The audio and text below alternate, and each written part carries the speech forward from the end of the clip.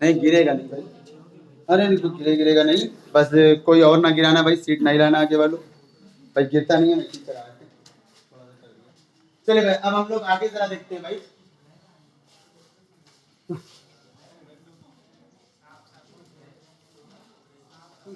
थोड़ा सा भाई बचा है, 2 टर्न की और बची, बस खत्म हो रही वीडियो आपकी।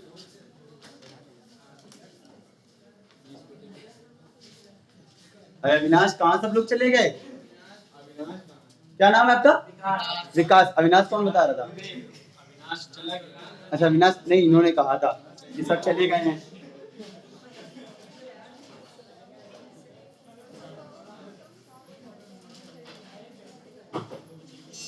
अब सुनो भाई जरा सा आगे आ जाओ जरा।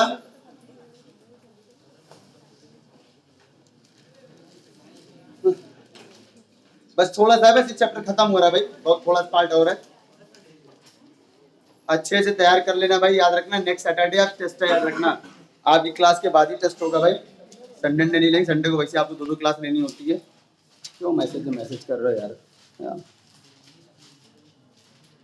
अब सुनना जरा सा भाई, आपके पढ़ने जा रहे हैं हम लोग equation of tangent plane. Equation of tangent plane, इसका टेंजेंट प्लेन है of an sphere, of a sphere होगा, एन होगा भाई,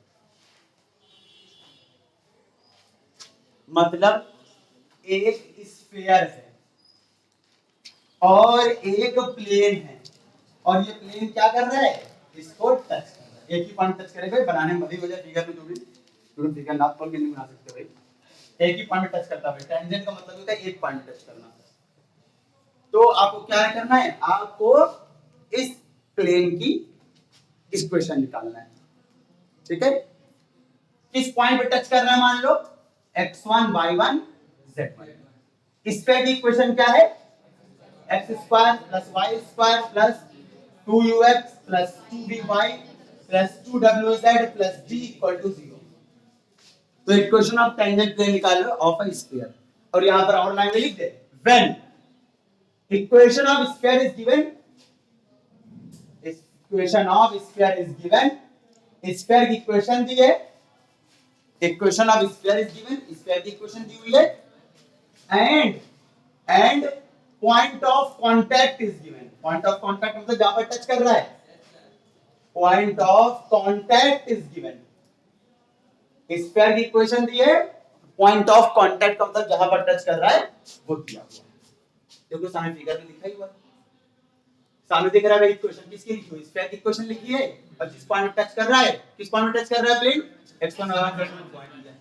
बहुत ध्यान सुनना, क्या करना है वो सिंपल, बस एक लाइन का काम है, बस x स्क्वायर की जगह x x1 रख दोगे, y स्क्वायर की जगह y y1 लिख दोगे, हम लिख दे रहे हैं यहां पर, क्या करना है आपको, इसमें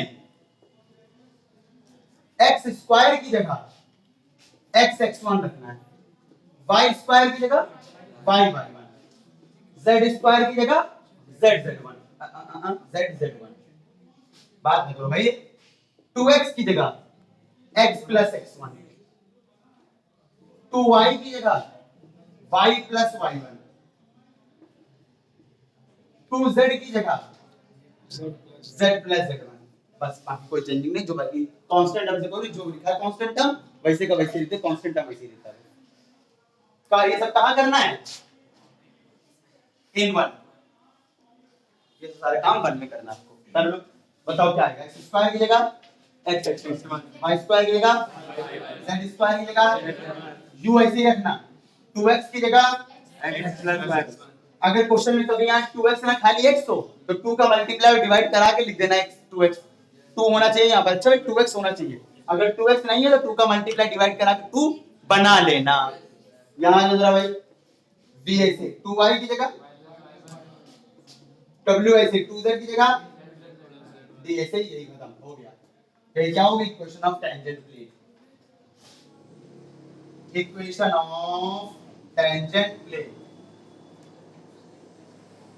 क्वेश्चन में इस तरह की इक्वेशन दी रहेगी, जिस पॉइंट पे टच कर रहा है यानी पॉइंट ऑफ कांटेक्ट वो भी दिया रहेगा, बस आप चाहे डायरेक्ट ये याद रख लो, इसमें डायरेक्ट x1 रख देना, या तो आप ऐसे बना लो जैसे हमने बनाया है। नोट करो क्वेश्चन करा रहे, नोट करिए क्वेश्चन करा रहे बस एक सेकंड में, ये एग्जांपल पहले ही है भाई, इसको पूरा नोट कर लें फिर क्वेश्चन करा, एग्जांपल पहले ही भाई।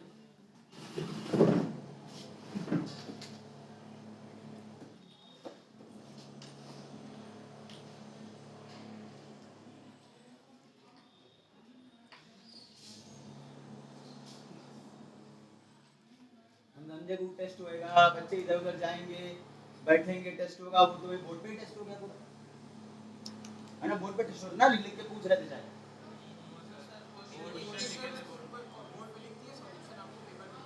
अच्छा उसी टाइम एक एक क्वेश्चन लिख रहे थे, एक साथ लिख रहे थे, एक बोर्ड पे क्वेश्चन तो मैं लिख नहीं रहे थे, तीन चार पांच तीन हाथी नहीं थी खाली,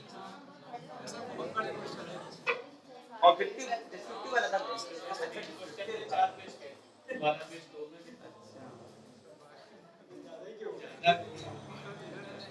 थ्योरी अच्छे से तैयार कर लो भाई, सैटरडे को टेस्ट होना है 100% भाई, और एब्सेंट ना हो जाना धोखे से भी, नहीं तो घर ही में कॉल जाएगी सीधे, एब्सेंट ना हो जाना कुछ भी हो जाए भाई, सुन रहे हो? संडे ज्यादा हो जाएगा भाई, मेरी भी क्लास है, उनकी भी क्लास है, संडे ज्यादा हो जाएगा, अभी वो बात बता देंगे, सैटरडे को बता देंगे, टेस्ट आपका सैटरडे होगा भाई, संडे को अलग से कैसे ले सकते भाई, हमें अलग से रोक नहीं सकते भाई हम यहाँ पर, नहीं क्लास नहीं हटा सकते भाई, उस दिन क्लास नहीं लेंगे आपकी हम संडे को, तो हम भाई एमएससी की क्लास तो लेना ही लेना हमको, हम एमएससी क्लास ले रहे होंगे, उस वक्त आप योगेन सर क्लास पढ़ोगे, टेस्ट कैसे लेंगे? टेस्ट में भाई आपका बैठ के नहीं ले सकते भाई, आई डोंट हैव टाइम, मेरे पास टाइम नहीं है भाई, बहुत ज्यादा परेशान है टाइम के लिए, मेरे पास बिल्कुल टाइम नहीं भाई। क्या हुआ? क्या बोला? सैटरडे कौन जाना रहता है? सैटरडे कौन जाना रहता है बताओ भाई, संडे कर रहे हो? बैठ के टेस्ट नहीं भाई, बता दीजिए।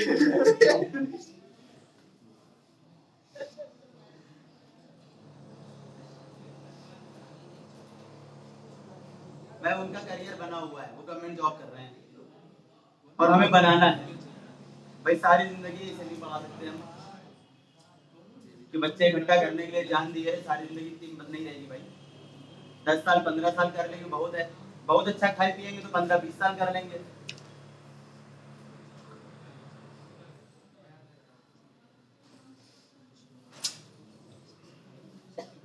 अरे अर्जुन, हेयर स्टाइल तो बड़ा बढ़िया करा ली, हेयर स्टाइल तो बड़ी बढ़िया करा ली है,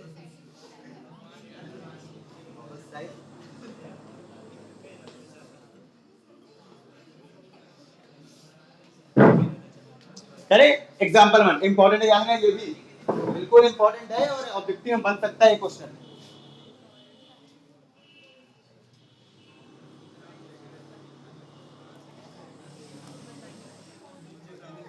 अपने सेल्फ इवैल्यूएशन के टेस्ट दो भाई, आपने कितना पढ़ा है, कितना कर सकते हो पता तो चले, जितनी 3D है उसका पूरी 3D का लेंगे, जितनी 3D है अगला चैप्टर भी हो जाएगा, कौन सिलेंडर तक हो जाएगा,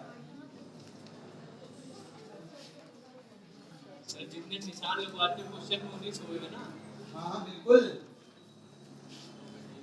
अरे ऑब्जेक्टिव है, अगर 2 4 5 इधर हो जाएंगे तो कोई टेंशन ना लो भाई, 2 4 5 क्वेश्चन का मतलब कितने होते हैं, 2 3 नंबर होते हैं, अब देखेंगे भाई, परेशान ना हो, रखने की कोशिश, जब अगर हम खुद बना रहे होंगे तो देखेंगे भाई, कोशिश करेंगे हम वैसे ही रखें। तो एग्जांपल 1 सब लोग देखो, बुक में खोलो page 149,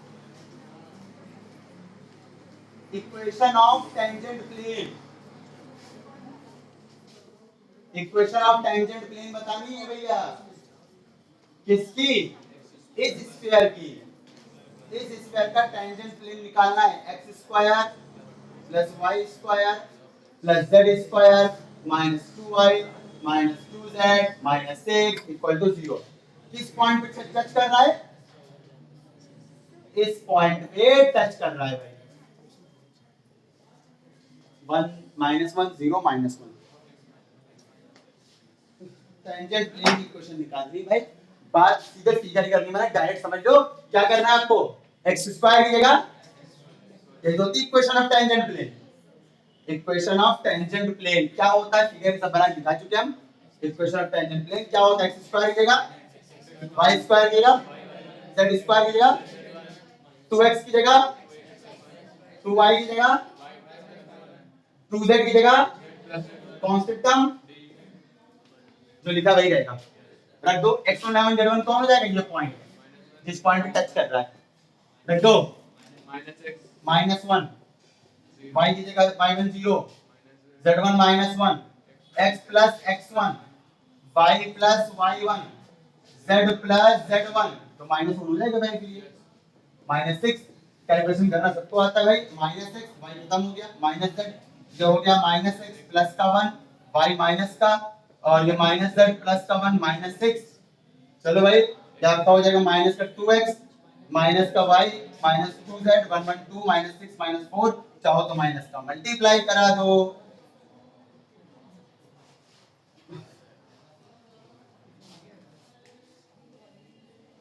x plus y plus 2z plus 4 equal to 0. This is the equation of tangent plane.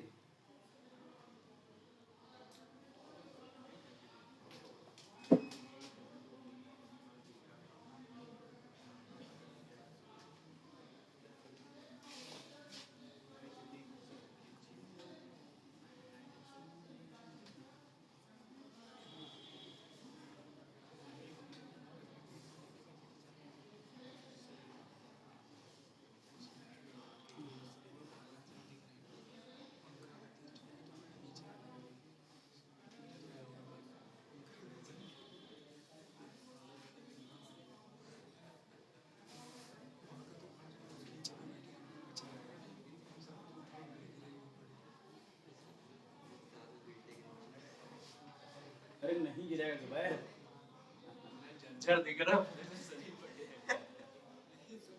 अरे नहीं जा रहा है, लेकिन बैठे हुए हैं जतिन, बैठे हुए हैं, कोई दिक्कत नहीं है, हाथ से जब गर्मी में पंखा चलेगा तब क्या होगा सर, डर के भी लग जाएगा बहुत करके।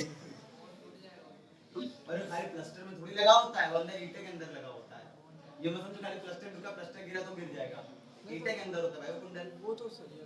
और पुरानी बिल्डिंग में फैन बॉक्स तब आता नहीं था, तब वो उस तरह कुछ लगा होगा, अंदर छल्ला लगा कुछ लगा होगा। ये बहुत पुरानी बिल्डिंग है भाई, कम से कम 50-60 साल पुरानी है, जितनी विराट में बिल्डिंग है सब 100 साल पुरानी बिल्डिंग, जितनी विराट 100-150 साल पुरानी बिल्डिंग है। तो विराट रोड की आबादी तो सन 1800 में भी थी, यहाँ पर हाथी खड़े होते थे अंग्रेजों के, फील माने हाथी होता है ना, फील खाना नहीं सुना यहाँ पर, इसी लैंग्वेज में फील माने हाथी होता है, गूगल में सर्च करना, हमने सर्च कर दिया नहीं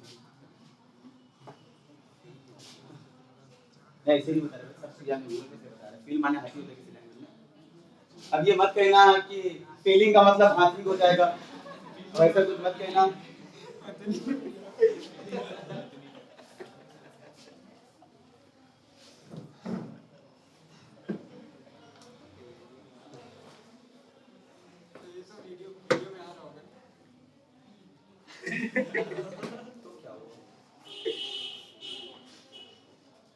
YouTube पे वीडियो नहीं देखे हैं, टीचर के हंसते बोलते नहीं है, एक YouTube पे एक है, हालांकि मेरा सब्जेक्ट नहीं है, वो पढ़ाती है, गरिमा गोयल नाम उनका, अनअकैडमी की है, तो वो बायोलॉजी पढ़ाती हैं, तो वो इतनी कॉमेडी करती, बच्चे तो इसीलिए उनकी वीडियो देखते ही हैं।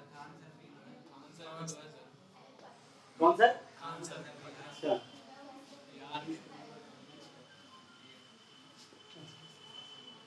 अरे बहुत बढ़िया चीज बन गई है YouTube, कुछ ना आया YouTube पे सर्च करके पढ़ सकते हो, बहुत बढ़िया चीज बन गई है YouTube। हालांकि अभी जब से जियो आया तब से लोग ज्यादा यूज कर रहे हैं, उससे पहले नहीं यूज करता था कोई, इतना नेट ही नहीं अवेलेबल था हम लोग सबके पास, भाई 300-400 रुपये महीना होता था नेट, वो भी 3G चलता था बहुत धीरा, या तो वाईफाई लगवाओ।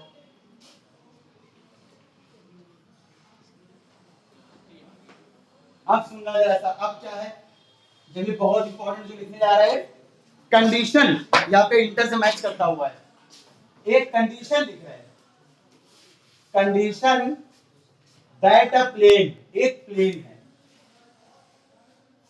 टचेस टच कर रहा है आई स्फीयर,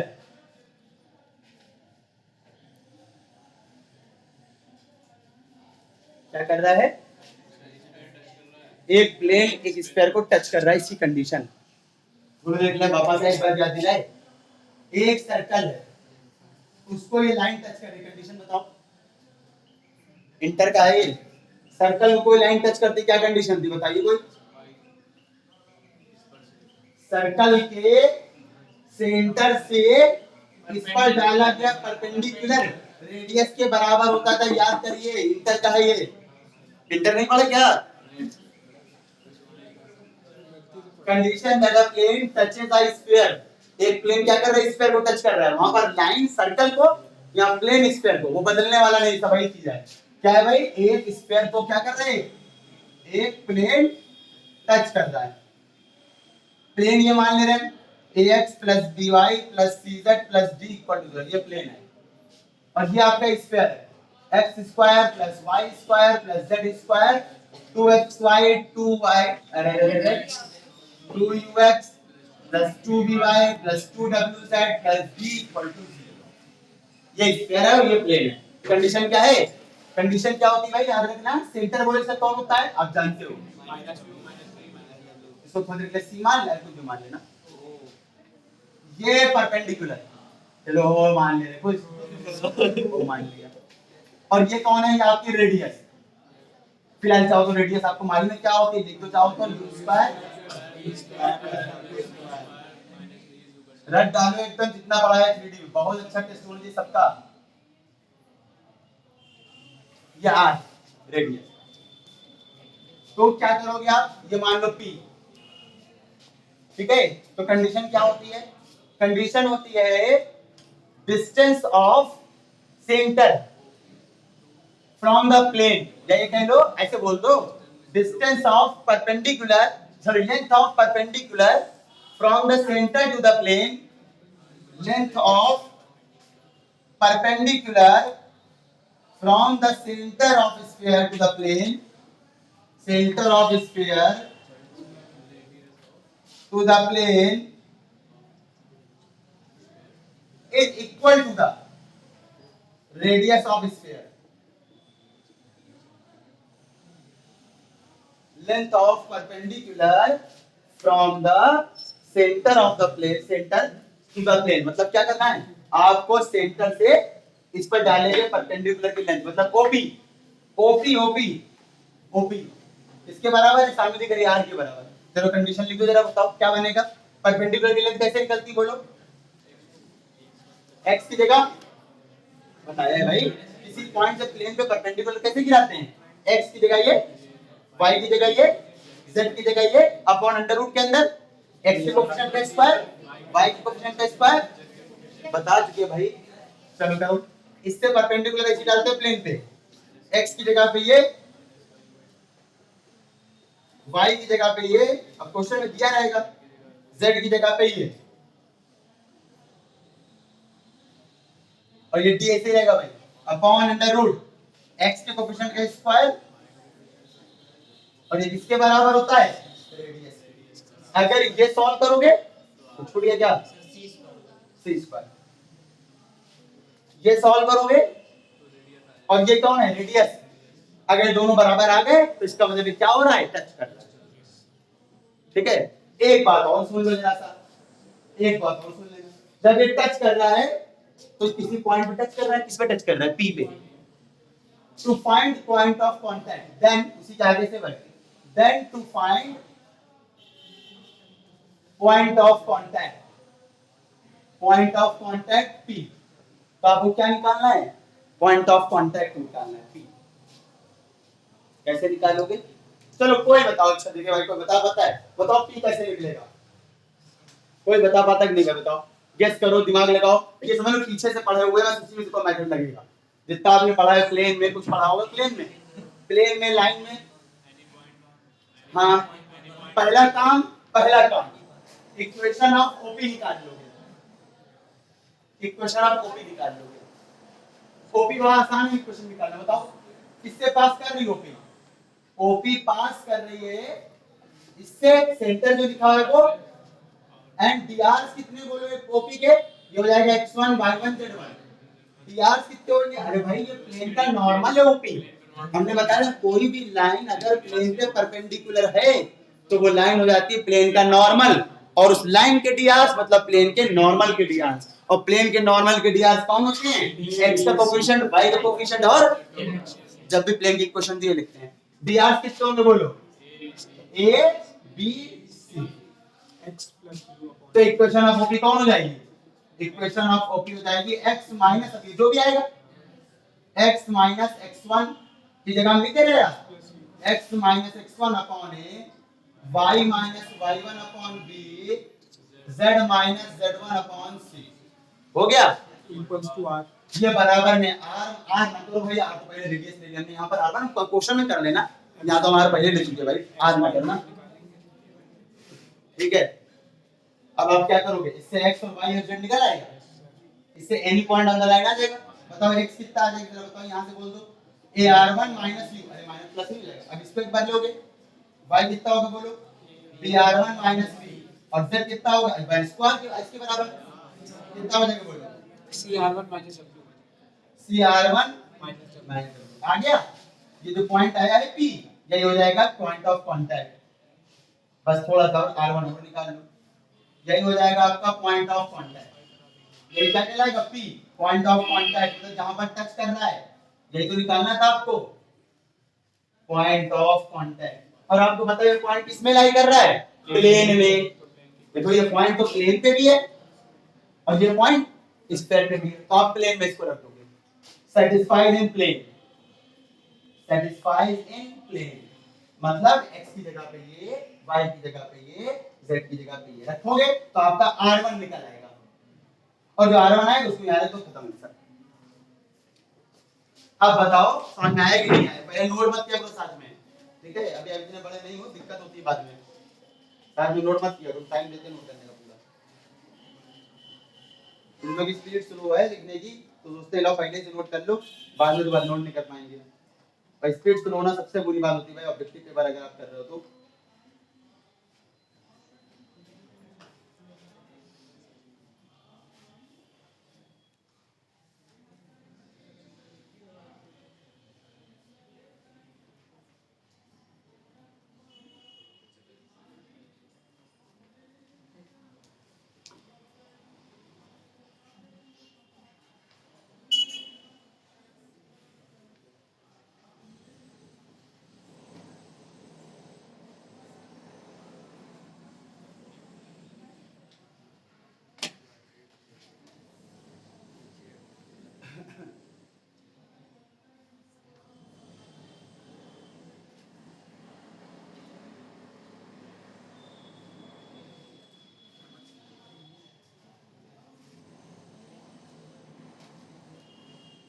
भूपेंद्र सर क्लास में सब लोग थे?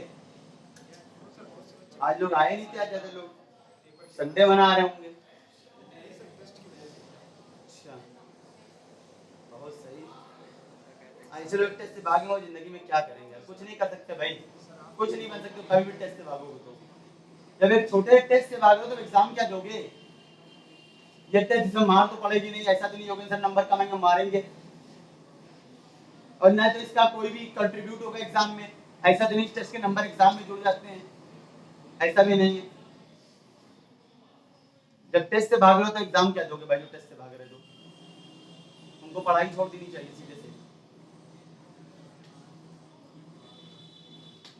टीचर आपका टेस्ट ले रहे हैं जिसमें कि आपको थोड़ा उनका आपका खुद का सेल्फ इवैल्यूएशन हो जाए, आपका आपको पता चल जाए आप क्या कर सकते हो एग्जाम में, और आप वो भी छोड़ रहे हो तो इसके अंदर आपको पढ़ने का ही नहीं हक है भाई, पढ़ना ही नहीं चाहिए आपको, पढ़ाई छोड़ देनी चाहिए आपको। नहीं सीधी सी बात, आप इतने छोटे हो भाई, अभी टेस्ट से भाग रहे हो।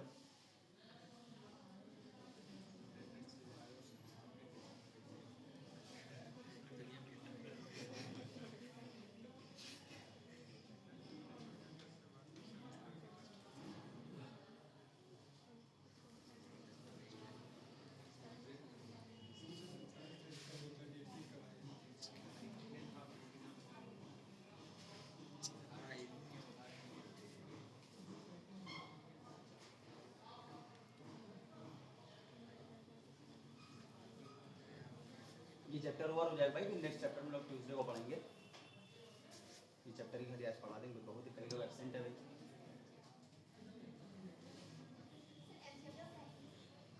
हाँ ये बुक हो जाए पहले, 6 चैप्टर पढ़ा दी, इसके बाद 6 वाला ट्यूसडे को ही पढ़ा देंगे थोड़ा सा।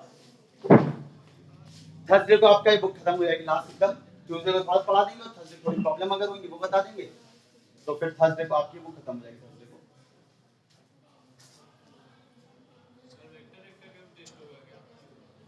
टेस्ट सब चीज का लेंगे भाई, जो आपकी पढ़ी हुई है वो सब टेस्ट कर लेंगे, सब चीज का जो पीछे गया था, जिनका छूट गया है भाई, तो हम बाद में उसको जब रिवाइज कराएंगे टाइम मिलेगा तभी रिवाइज कराएंगे, तब टेस्ट लेंगे उसको हम, ठीक है। रिवाइज कराएंगे तब टेस्ट लेंगे, जो छूट गया है हमको हमारा। अभी नहीं भाई, अभी थोड़ी मेरी क्लासेस ऑफ हो जाए, थोड़ा फ्री हो जाएंगे तो आपको करा देंगे। सभी कुछ सभी का पड़ गया भाई, जो लोग बहुत लेट आए भाई उनके लिए हम बता नहीं सकते, बाकी ट्रिग्नोमेट्री तो कर देंगे भाई। जो लोग बहुत लेट आए भाई तो फिर हम वेक्टर कैलकुलस भी सब चीज को रिवाइज कराना नहीं पॉसिबल है भाई, टाइम नहीं है इस बार इतना, अगले साल आओगे हाँ 2-3 बुक रिवाइज करा देंगे। सेकेंड ईयर इधर हम 4 बुक रिवाइज करा रहे हैं सेकेंड ईयर में, टोटल 7 बुक है, 4 हम 5 हाँ 4 या 5 रिवाइज करा रहे हैं, 5 हाँ 2 बुक छोड़ के 5 7 बुक्स है, उसमें से 5 रिवाइज करा रहे हैं। 7 नहीं मान लो 6 ही हैं, एक वाली बहुत पतली सी है, मान के चलो 6 बुक है। कन्वर्जन सेकेंड ईयर में कहाँ है? नहीं कन्वर्जेंस की तरह नहीं वो उतनी भी नहीं है, हाँ हाँ उतनी बिल्कुल उतनी मान लो बस, लेकिन कन्वर्जन जैसी इतनी इजी नहीं है। कन्वर्जन तो बहुत इजी हो गया है, 15 नंबर 15 क्वेश्चन फ्री के होते हैं, लोग वो भी ना कर पाए, 15 क्वेश्चन फ्री के होते हैं। 26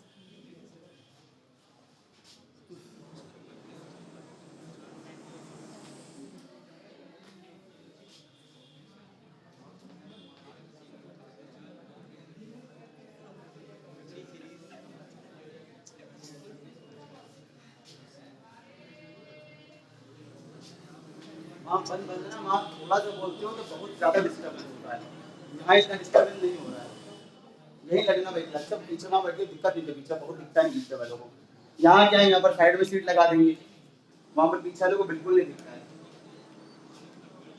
सबसे मेरी गाड़ी नहीं दिखती हमको, कभी चोरी होगी ना हम इसे दे पाएंगे ना हम उनसे मांग पाएंगे।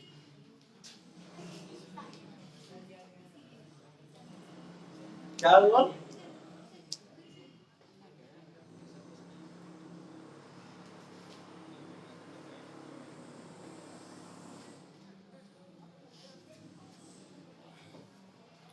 वैसे क्वेश्चन तो आप कर सकते हो इसका, लेकिन तब भी हम थोड़ा सा देख रहे क्या है।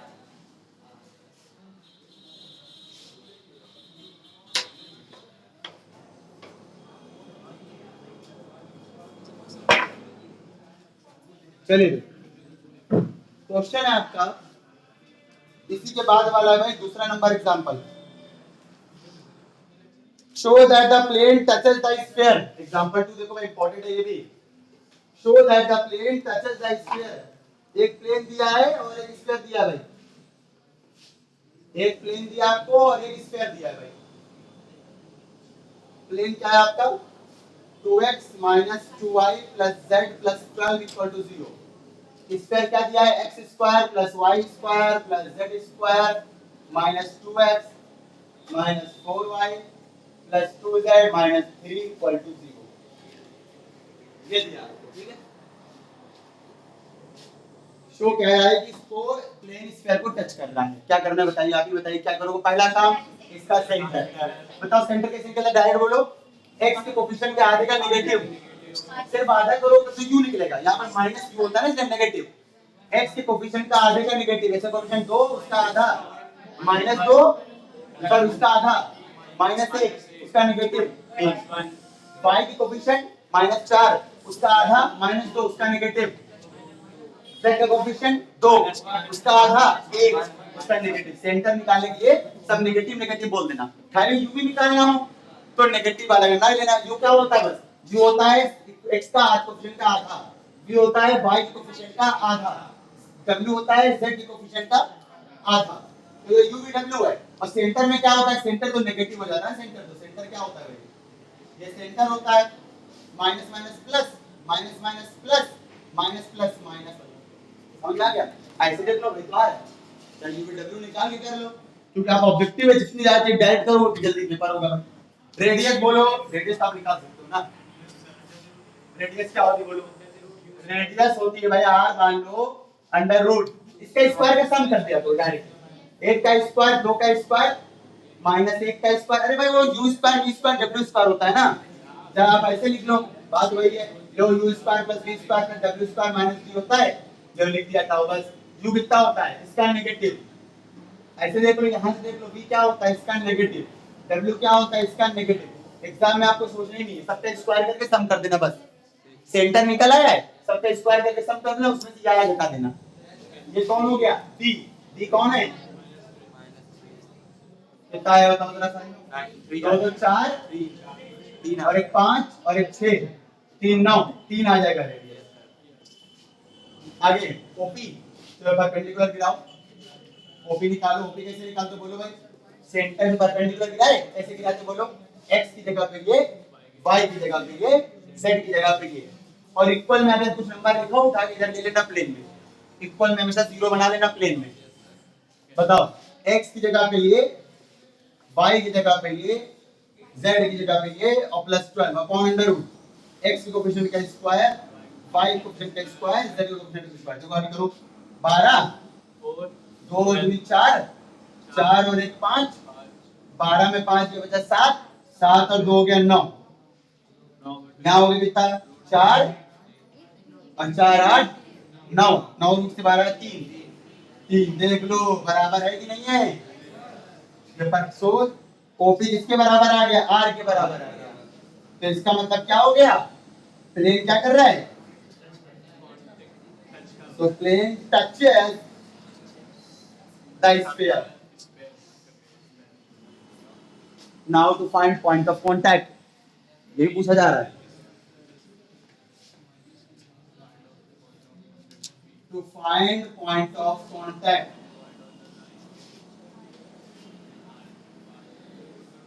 पॉइंट ऑफ कांटेक्ट कौन है पी पी है भाई हमारे पास हमने पी माना है बताओ जरा क्या करोगे बताओ ओपी पहले क्या करना है आपको ओपी निकालना है to find equation of OP कैसे निकालो बोलो ओपी किससे पास कर रही है डायरेक्ट लिखे ऐसे ऐसे लिख दे रहे ओपी पासेस ओपी किससे पास कर रही है भाई 1 2 -1 ये हो जाएगा x1 y1 z1 and dr of OP OP के dr क्या होंगे प्लेन के dr कौन है बोलो x का कोफिशिएंट y का कोफिशिएंट z का कोफिशिएंट समझ में आया पक्का तो इक्वेशन ऑफ ओपी बोल दो क्या होगी ये l m n ये abc कुछ भी लिखना है क्या थी बोलो x - x1 upon l line की इक्वेशन ये तो होती है लाइन की x - x1 की वैल्यू l ऐसे y - y1 की वैल्यू m ऐसे z माइनस प्लस हो जाएगा ये इक्वेशन ऑफ ओपी फिर क्या करना है any point on the line पूरा मेथड दिखा चुके हम any point on the line चलो मान रहा है मान रहा है ऑब्जेक्टिव पेपर है कितना आएगा बोलो 2r + 1 एक बार इसको इसके बराबर लोगे -2r + 2 एक बार इसको इसके बराबर लोगे r - 1 कौन आया ये पॉइंट p समझो आ गया है बस खाली क्या निकालना है r कैसे निकालोगे बोलो इसको कहां रखते हो ये p पॉइंट साफ दिख रहा p पॉइंट किस पे पाया है प्लेन पे भी तो है स्फीयर पे भी और प्लेन पे भी है lies in sphere sorry lies in plane अभी आप क्या करना है बोलो इसमें प्लेन में रख दोगे x की जगह ये y की जगह ये z की जगह ये +12 कौन निकल आएगा r फिर आगे रख देते हो आगे point b this is the method to find point of contact that is p in this question ठीक है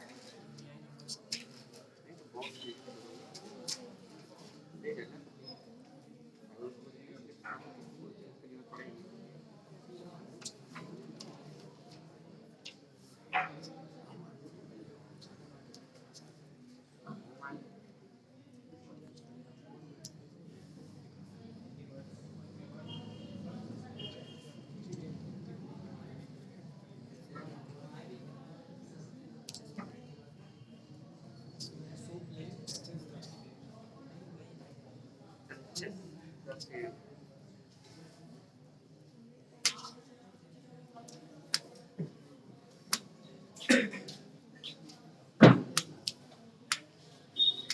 आप लोग को जो पढ़ाया जाए हर सब्जेक्ट में अगर पर डे आप तैयार करते चलो तो आपको दिक्कत ही नहीं आई कभी कि टेस्ट में एब्सेंट होना पड़े या टेस्ट के टाइम तैयार करना पड़े अचानक से। साहिल कहाँ छुप गए हो? अभी तक तो हमको देख रहे थे, जैसे बोला नीचे बैठ लेट गए।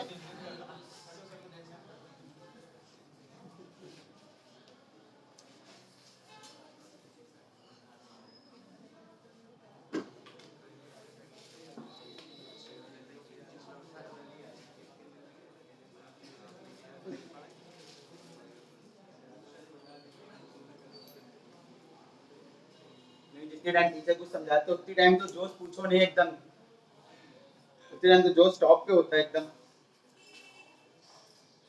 लेकिन जब घर जाते हो सारा जोश ठंडा।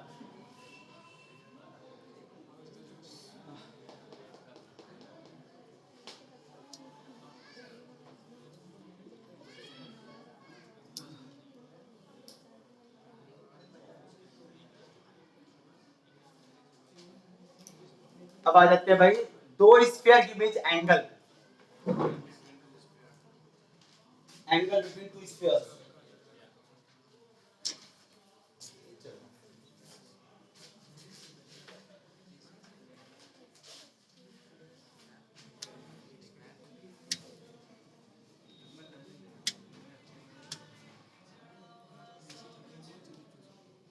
अरे मोबाइल में एपिसोड लगा करो भाई, किस लोग हैं वो, कहाँ है आपका फ्रेंड, कहाँ है फिजिक्स पढ़ के? बहुत जल्दी रितेश सुनो, एक घंटा एक दिन नहीं रुक सकते हैं।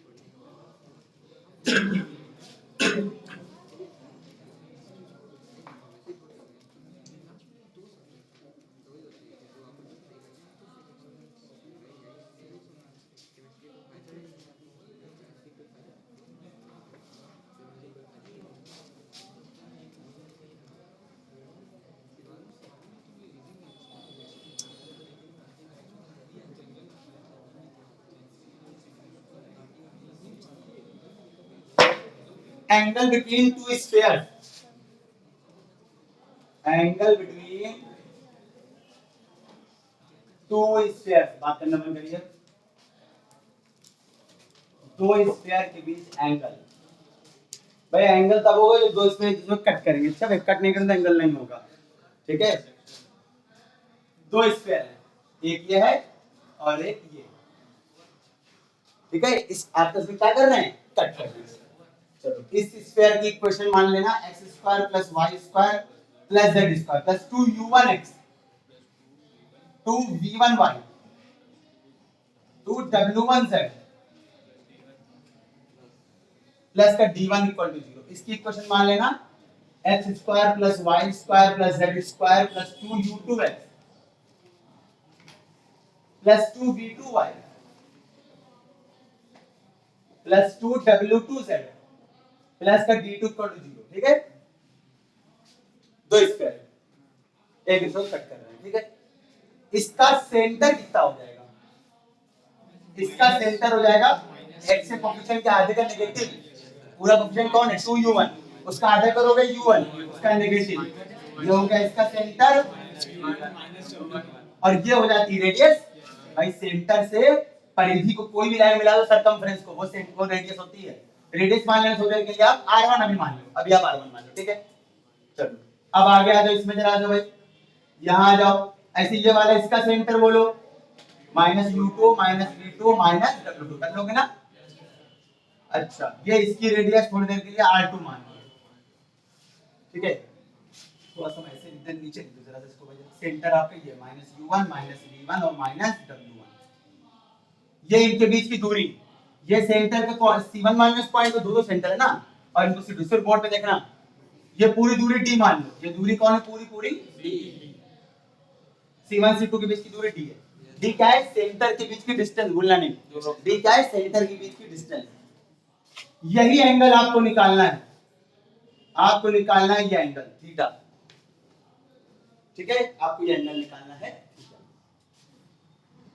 समझ में क्या करना है, यही एंगल क्या है, थीटा इज द एंगल, यहां लिख दे रहे हैं theta is the angle, theta वो एंगल है, ठीक है ना, theta is the angle between two spheres,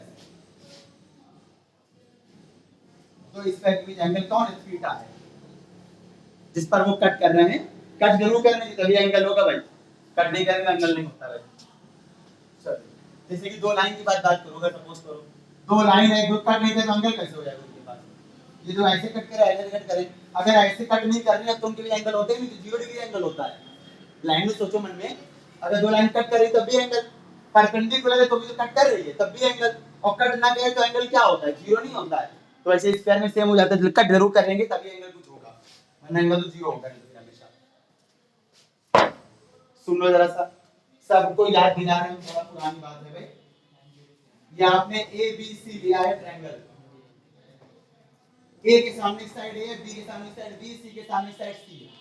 मान लो आपको ये निकालना है, ए निकालना है cos ए, ठीक है, तो फार्मूला होता था भाई, जो ए के सामने की साइड है उसको छोड़ दो, जो एंगल निकाल लो उसके सामने की साइड छोड़ दो, बाकी कौन बची, जो एंगल निकाल लो उसके सामने की साइड छोड़ के बाकी बोलो, बी और सी बची, उनका स्क्वायर का सम बी, और बाकी इसके सामने वाली साइड का स्क्वायर को घटाओगे, और नीचे कौन होगा, जो बाकी जो थी ना सामने छोड़ के बाकी 2 टाइम्स मल्टीप्लाई।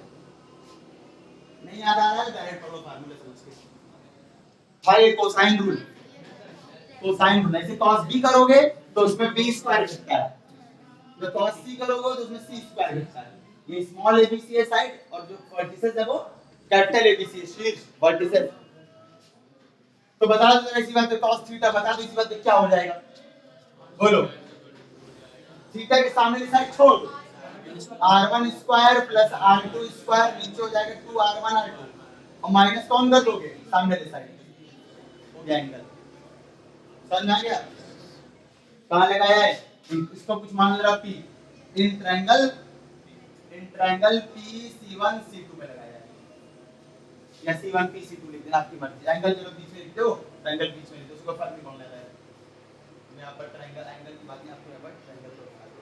समझ आ गया भाई, अगर यहीं पर एक केस बना रहे, if two spheres cut orthogonally,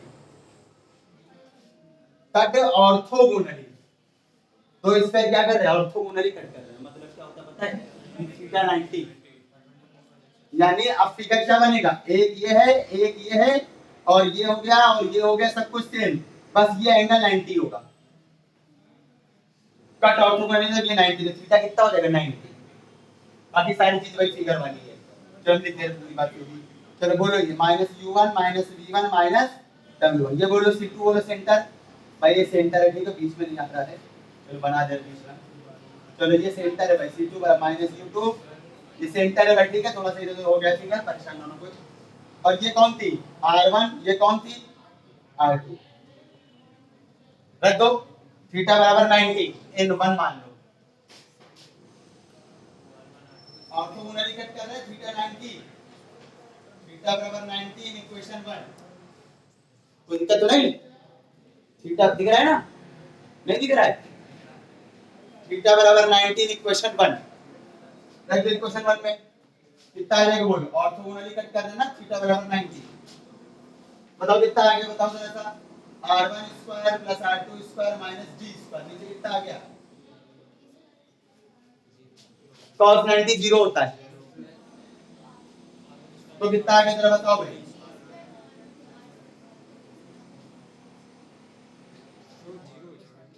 cross multiply करोगे खाली क्या बचेगा बोलो,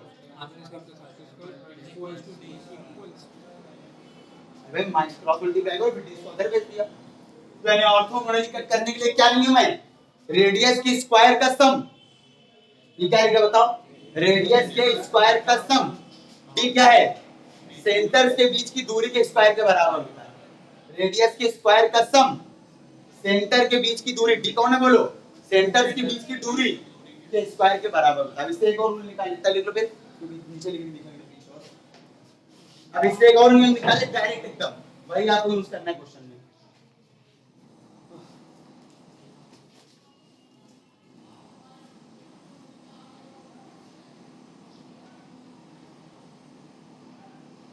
भी पढ़ाएंगे भाई, ज़्यादा नहीं पढ़ाएंगे। आप पढ़िए, 1 घंटा परेशान होइए, देखकर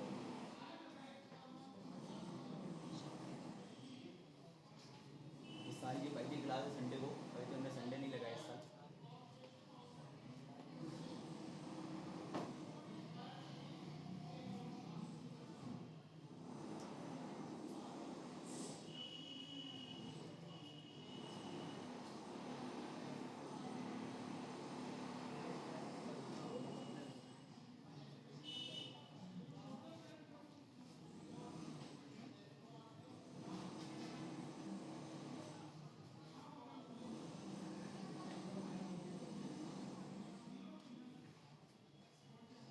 फीस जमा कर दी सब लोगों ने?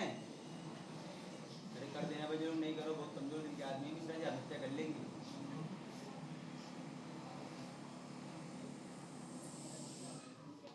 और इंतजाम आप ही लोग तो कराएगा क्या?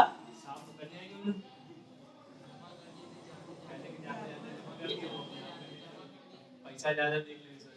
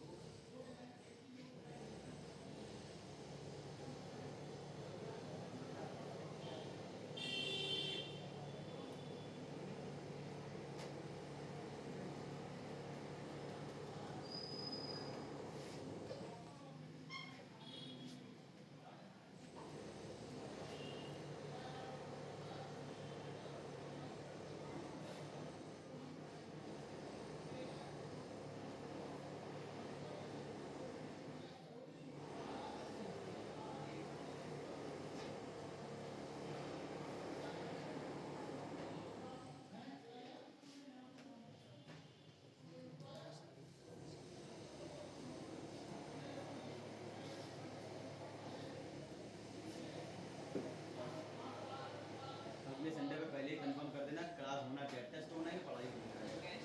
सही से पूछ लेना कि इसमें क्या होना है। अच्छा, कितने कितने पढ़ाई होती है सही से बोले, हमें क्लास विचार सेट करनी भाई। आपको 1 घंटा वेट नहीं करा सकते, ज़्यादा हो जाता है 1 घंटा, 15-20 मिनट बहुत हो जाता है, 1 घंटा बहुत ज़्यादा हो जाता है। इतने शरीफ तो होने हैं कि बैठ के चुपचाप पढ़ोगे, इधर टहल लें उधर टहल लें, कुछ लोग बाहर चले गए, खड़े होकर आराम से बतिया रहे हो। वही पढ़ा होता है 1 घंटे में, कुछ शब्दों में एक डिफरेंस रिवाइज हो जाती है 1 घंटे में।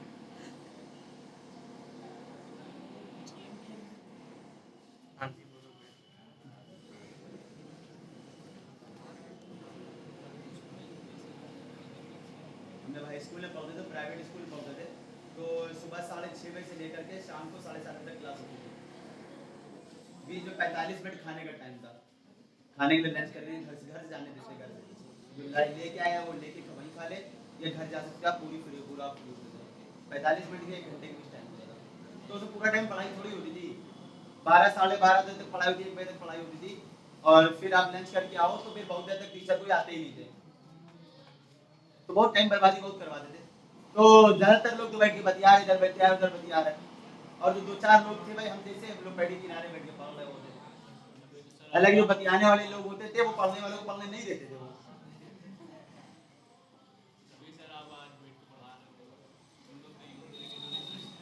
मेरी क्लास में भाई कोई कुछ नहीं बना, कोई कुछ भी नहीं बना भाई, ऐसा किसी का नाम ने कुछ नहीं सुना है कि कुछ बना हो। मोस्टली लोगों से, उसमें से 50% लोगों ने इंटर करके छोड़ दिया, सिर्फ उसमें से 2 लड़के जो हैं वो कुछ हैं, या मेरे कजिन भी है, वो साथ में पढ़ता भी था, वो इतने टाइम एमएस हो गया उसका, एएनटी से करा उसने।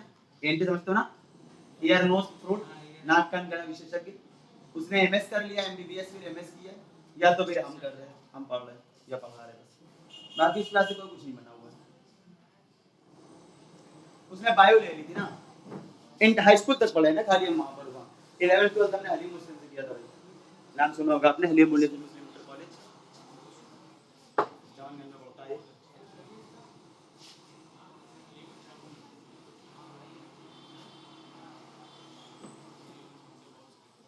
बहुत स्कूल चेंज किए भाई, भाई 7-8 स्कूल पढ़ नहीं पड़े हम। हाँ, जैसे जरूरत पड़ती गई चेंज करते गए। 6 क्लास तक के, बचपन से 6 क्लास स्कूल पढ़े, 7वां नहीं पढ़ना तो पढ़ने में अच्छे से घर वाले कहने को छुड़ा दे रहे, वहां छोड़ने दूसरे स्कूल में ट्रांसफर हो, वहां 8वीं तक था तो 8वां होना पड़ेगा, खाली 9 10 तो दूसरी जगह, 11 12 10वीं मुस्लिम में पढ़ा, फिर बीएससी डीबीएस से किया, एमएससी बीबीएन से किया, एमबीए वीरेंद्र स्वरूप से किया, एमए यूनिवर्सिटी से डायरेक्ट है, बीटेक यहाँ से किया है कल्याणपुर में, हाँ कंप्यूटर साइंस से, बीटेक कल्याणपुर में कॉलेज में मास किया है। जानबूझ के सीरियस किया तो कॉलेज जाना ना पड़े हमको, जानबूझ के सीरियस किया तो कॉलेज जाना ना पड़ेगा, इसीलिए से ये किया। हाँ R1 R2 की वैल्यू रखो, D की वैल्यू रखो, चलो रखो भाई। बताओ R1 कौन है? रेडियस, इसकी इस वाले स्क्वायर की। R2 कौन है? इस वाले की स्क्वायर की, इस पे इक्वेशन में लिख गई है। अरे इतनी चर्चा क्यों कर रहे हो भाई?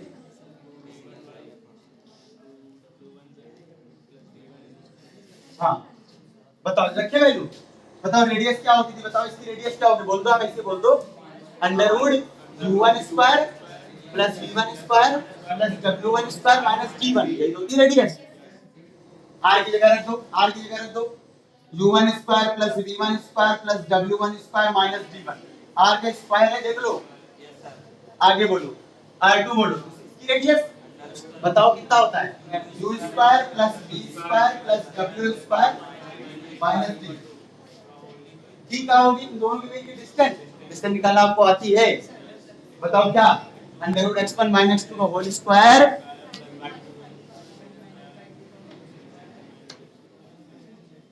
चलो under root x1 minus x2, कोई किसी को पहले लिखो, चलो x1 और ये माइनस माइनस प्लस का हो जाएगा, ये x1 माइनस x2 का होल स्क्वायर, आगे बोलो y1 और माइनस माइनस प्लस y2 का होल स्क्वायर, आगे बोलो, फिर प्लस z1 और माइनस z2 का होल स्क्वायर, और d का स्क्वायर है ना तो इसका भी स्क्वायर,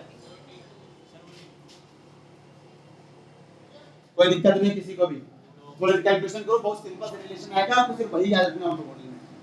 यहाँ स्क्वायर करोगे रूट हट जाएगा, स्क्वायर करोगे रूट हट जाएगा, यहाँ भी स्क्वायर करोगे रूट हट जाएगा, ठीक है। यहाँ होल स्क्वायर खोल दो, होल स्क्वायर खोल दो भाई, खोल दो स्क्वायर, और स्क्वायर लगाए ना बाहर तो अंडर रूट हटा लेना, बताओ क्या आएगा, होल स्क्वायर खोलो, a square plus b square minus है ना, तो माइनस 2ab, यहाँ आ जाओ, a square plus b square minus 2ab, कौन पहला स्क्वायर है भाई, यहाँ पर प्लस क्यों होगा भाई, ये माइनस है, प्लस माइनस क्या होगा, माइनस होगा भैया, नहीं समझे, ऐसे यहाँ पे प्लस माइनस माइनस होगा, प्लस तब होता है जब ये तो आई दोनों प्लस क्यों तब प्लस होता है, या दोनों माइनस क्यों तब यहाँ प्लस होता है, ठीक है।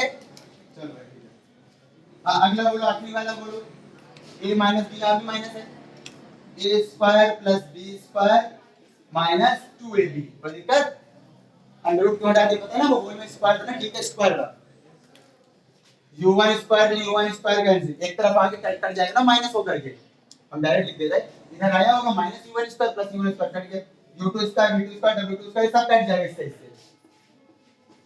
सब कट गया, उधर क्या बचा बोलो, 2 कॉमन ले लो, इसमें इसमें इसमें से 2 कॉमन, और इसको पूरे को उठा के इधर ले आना, और ये पूरा उठा के उधर ले जाना, क्योंकि इसमें प्लस हो जाए पूरा, कैसे ले लो, दोनों पूरा माइनस से मल्टीप्लाई कर लिया, तो डायरेक्ट लिखे, बताओ क्या बनेगा, 2u1 u2 v1 v2 w1 w2 बराबर d1 प्लस d2, ये हो जाएगी आपकी कौन कंडीशन है। अब आप क्वेश्चन में क्या करना है, क्वेश्चन में आपको इतना लंबा प्रूफ नहीं करना, आपको ऑब्जेक्टिव पेपर है भाई, क्वेश्चन में आपको ऑर्थोगोनल की बात कहेगा तो बस u1 v1 w1 निकाल सकते हो ना भाई, u1 u2 निकालना आता है, u1 कैसे निकालते हो, इस एक स्क्वायर से, दो स्क्वायर है, कोई भी एक स्क्वायर को 1 1 1 दे देना, दूसरी स्क्वायर के लिए 2 2 2 चला लेना, u1 v1 w1 u2 v2 w1 w2 और d1 d2 सब निकाल के यहाँ रखो, एलएचएस बराबर आरएचएस आ जाएगा, ऑर्थोगोनल कट करना, क्या होगा, कॉमन आ चुका भाई, 2 क्यों होगा, चलो ठीक है। दो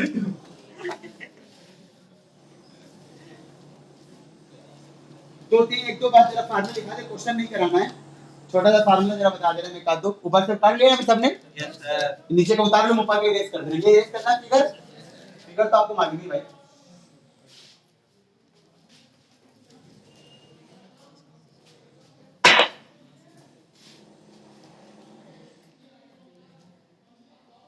वो ऑर्थोगोनली कट था, अब आ जाओ टू स्फीयर्स कट एक्सटर्नली, दो स्फीयर एक्सटर्नली कट कर रहे हैं, कट नहीं सॉरी टच, कट कैसे करेंगे? टू स्फीयर्स टच एक्सटर्नली, दो स्फीयर क्या कर रहे हैं? एक्सटर्नली टच कर रहे हैं। चलो टच है भाई, ठीक है, कट लेंगे। तो सुन लेना भाई, वही काम, ये एक स्फीयर है, इसका सेंटर अब आप निकाल लो, क्वेश्चन में दिया होगा, मैं बताइए नहीं, क्वेश्चन में सेंटर दिया होगा ना। अरे भाई स्फीयर दिया होगा, सेंटर और रेडियस नहीं निकाल सकते हो? ये सेंटर हो गया, ये रेडियस मान लेना r1, जो भी आए। यहाँ पर ऐसे दूसरा स्फीयर का सेंटर निकाल लेना और रेडियस निकाल लेना r2। साफ दिख रहा, बताओ क्या होगा? सेंटर के बीच की डिस्टेंस रेडियस के सम के बराबर आ जाएगी, तभी क्या होगा? दो स्फीयर एक्सटर्नली टच कर रहा हूं। समझ आ रहा क्या बता रहे? बताओ जरा। Distance between centres, distance between centres equal to क्या हो जाएगा? सम ऑफ रेडियस। रेडियस ना लिखे ना, दो रेडियस ना रेडियाई बोलते हैं, एक से ज्यादा रेडियस होती है तो उसको रेडियाई बोलते हैं। सम ऑफ रेडियाई, रेडियसेस नहीं लिखते भाई, रेडियाई लिखते हैं। अब क्वेश्चन में कभी कह दे कि प्रूफ करो, दो स्फीयर दिए, आपसे कह रहा है करो प्रूफ करो कि दो स्फीयर एक्सटर्नली टच कर रहे हैं, एक्सटर्नली मतलब बाहर से टच कर रहे हैं, तो दोनों स्फीयर का सेंटर निकाल लो, दोनों स्फीयर की रेडियस निकाल लो, रेडियस का सम कर दो, और सेंटर के बीच की डिस्टेंस, डिस्टेंस तो निकालना आता ही भाई, अंडर रूट वाला formula, x1 x2 y1 y2 whole square वाला फार्मूला। सेंटर के बीच की डिस्टेंस निकाल लो, रेडियस के क्या आ जाना चाहिए? सम ऑफ रेडियस के बराबर आ जाना चाहिए। तो इसका मतलब क्या हो रहा है? दो स्फीयर एक्सटर्नली टच कर रहे हैं। समझ में आ रहा है क्या बता रहे हैं? ये इंटरनली भी होता है, वो भी सुन लो। आखिरी बात है, बस काम दे दी, इसके बाद आखिरी बात है, to spheres touch internally, orthogonally हो गया, एक्सटर्नली हो गया, इंटरनली वाला आखिरी बचा है। मतलब ऐसे होगा भाई, एक स्फीयर ये है, एक स्फीयर ये है, क्या कर रहा है? अंदर से टच कर रहा है दूसरा वाला, तो सेम काम कर लेना, बस हम डायरेक्ट लिख दे भाई, एक की सेंटर कितना हो जाएगा? एक का सेंटर आपका मान लो, इसका सेंटर मान लो आपका C1, बड़ा एल का किसी को सेंटर C1 C2 मान लो, ये सेंटर C1, सेंटर C2, इसकी रेडियस कितनी होगी भाई? देखो इसकी रेडियस ऐसे लिखो भाई पूरी, ये इसकी रेडियस पूरी यहां तक। अरे यार थोड़ा सा सही से टच कराओ यार, अच्छा नहीं लग रहा है, तो वहां से बन नहीं रहा ना, फिर तिरछी लाइन जानी पड़ेगी हमको। अब देखो जरा, इसकी रेडियस कितनी होगी? ये r1 बड़ा एल की, और इसकी रेडियस कौन होगी बोलो भाई? इसकी रेडियस हो जाएगी ये r2, यहां से यहां तक, ठीक है? यहां से यहां तक बोल दो यार, यहां से यहां तक, ये बोलिए बोलो, तो बोलो इसमें क्या दिख रहा है साहब? बोलो सेंटर के बीच की डिस्टेंस क्या होगी? r1 में से r2 हटा दो, ये वाला तो आएगा। देखो ये r1 है, रेडियस इसकी रेडियस r2 है, जब r1 में से r2 हटा दो, ये तो आ जाएगा। तो बताओ क्या होगा? सेंटर के बीच की डिस्टेंस रेडियस के डिफरेंस के बराबर। अब डिफरेंस करना है, बड़ा वाले माइनस छोटी वाली रेडियस करना चाहिए डिफरेंस में, डिस्टेंस में, रेडियस के डिफरेंस में बड़ा वाली रेडियस माइनस, यहां लिख कर फेयर, आपका r1 बड़ा होगा, r2 हमेशा छोटा होगा, बराबर हो ही नहीं सकता भाई। काम ले लो भाई, आज ये चैप्टर खत्म हो गया है, तो काम ले लो। अगर आपकी प्रॉब्लम आएगी तो थर्सडे ट्यूसडे को हम लोग प्रॉब्लम देख लेंगे। अब कोई छुट्टी अभी नहीं होनी भाई, मम्मी से कोई छुट्टी नहीं हुई है। तो काम सुनो भाई, पेज नंबर 149 पे, पहले काम नोट कर लो फिर लिखते रहना भाई। पेज नंबर 149 पे, 149 से शुरुआत है। एग्जाम्पल 1, एग्जाम्पल 2, एग्जाम्पल 4, फिर ही नहीं, ऑब्जेक्टिव में नहीं आएगा, डिस्क्रिप्टिव में कई बार आया, ऑब्जेक्टिव में नहीं आएगा, इसलिए नहीं करा रहे। Example 1, example 2, example 4, example 5, example 6, example 7। Exercise में तीसरा, दूसरा पहला, चौथा, पांचवा। दिक्कत करेंगे भाई, इसमें परेशान ना होना, ना बताना। 1 2 3 4 5 तक बोला ना विक्रम ने? अभी रुक जाओ जरा।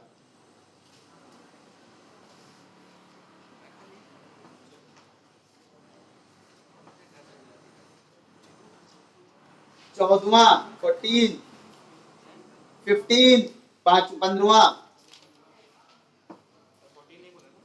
नहीं नहीं नहीं नहीं, 14 बोला है, 14 15।